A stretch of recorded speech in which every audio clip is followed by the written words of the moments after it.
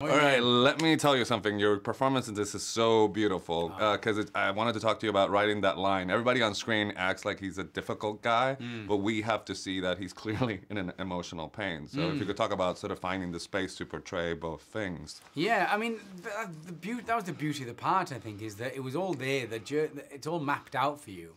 But it's going to be an interesting ride. You know, that's what the great attraction was. He's had this huge wound early on in his life that has affected the rest of his life. This arrested moment of development that has come to a head where something has to give. Otherwise, he's going to mess up his life spectacularly. And Fred Rogers comes along as the antagonist of change, and then all hell breaks loose. That's a good way of putting it. Let me ask you this. Given that the emotional truth of your character is based on somebody's, you know, it's the same with the journalist, it's just that the details are not the same. Did you stick to the script or did you talk to the actual person? Well, both. Okay. Both. I mean, the script was in such beautiful shape, you just had to kind of say what was there, really.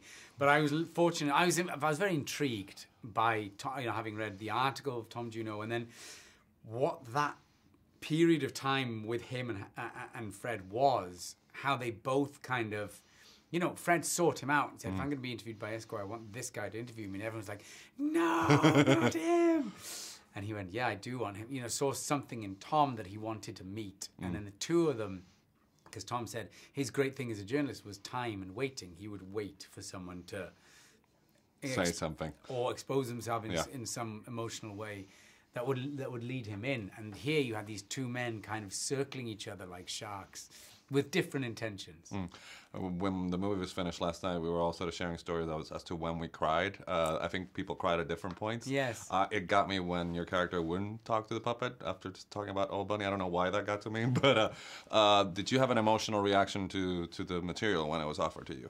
Absolutely. There were, like you say, I think there were great swathes of this that I could relate to. I don't know if I should even admit that, but I was waiting for you to admit that. Yeah, with my 4 minutes that I have with you. 3.5 minutes, I got it. But it was true. There was a lot I could relate to very easily. That's why it was a story I wanted to be a part of. So, in a sense, you sort of validate that Tom Hanks is Mr. Rogers. So, did you guys, how did you sort of handle your dynamic? Did you just jump in and not talk about it? Or if you could talk about working with him? The handling of my dynamic, I didn't do very well because I was like, oh my God, it's Tom Hanks. But you've been in the post. You've already done a second movie with him. Well, I was never in a scene with him. Like, okay. I always kind of saw him leaving set and I was like, oh, there's Tom Hanks. Oh God, there's Steven Spielberg. And Meryl Streep. But it's a very different feeling to have him looking directly at you, and especially when Mari Hale was saying, I want you to really take your time, Tom, and really listen to Matthew. And you're like, no, don't, because I'm trying not to shake. It took a few days just to calm myself before I could start acting with him. Well, you did a fantastic job. My time is up. Muchas gracias.